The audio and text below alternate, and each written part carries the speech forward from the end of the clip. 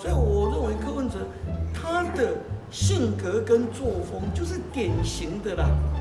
生鸡两个无啊，放比赛一堆就是柯文哲。所以柯文哲戴上口罩，闭嘴。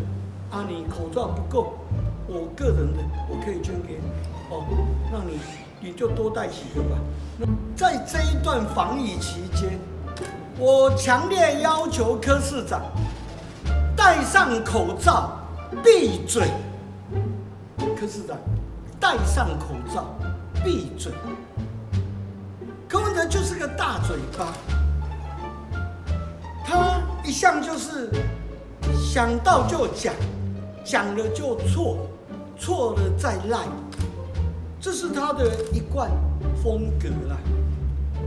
那昨天这个事，我觉得更凸显柯文哲他的性格和作风，就是说柯文哲的性格跟作风，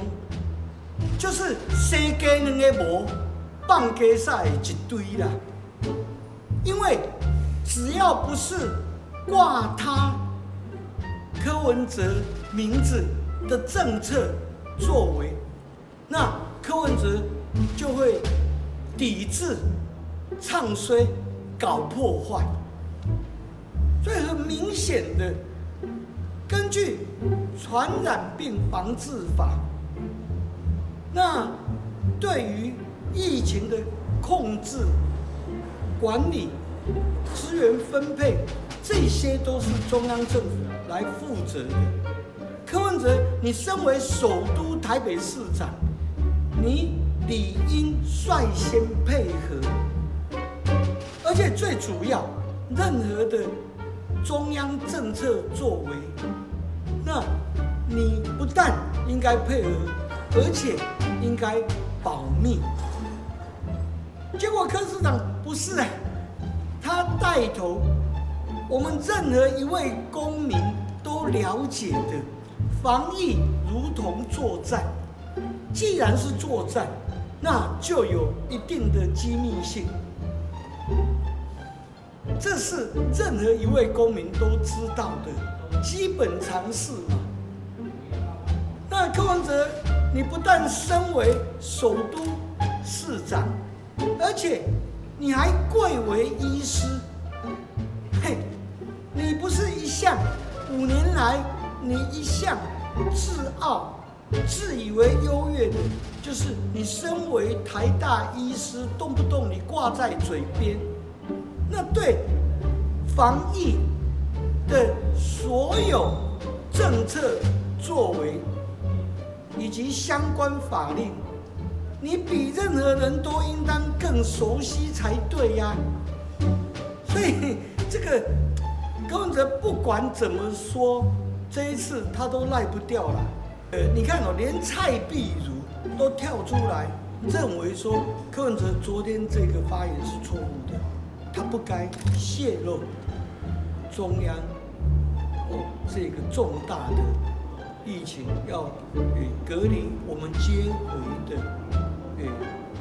旅居中国武汉的民众。那我们中央政府很清楚，我们不放弃我们任何一位我们自己的国民，所以我们不但主动要接回，而且我们要做好非常妥适的隔离跟观察。那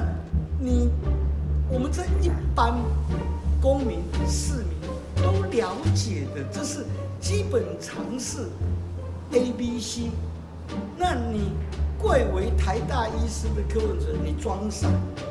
所以我认为柯文哲的那个心态就是这样嘛，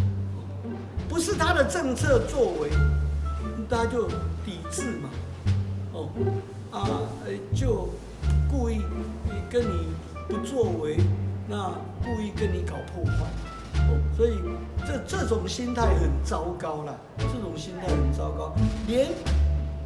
过去的地下市长蔡壁如，连柯文哲最亲近的伙伴、最坚实的团队蔡壁如都认为柯文哲是错的，那柯文哲你还有什么好赖的呢？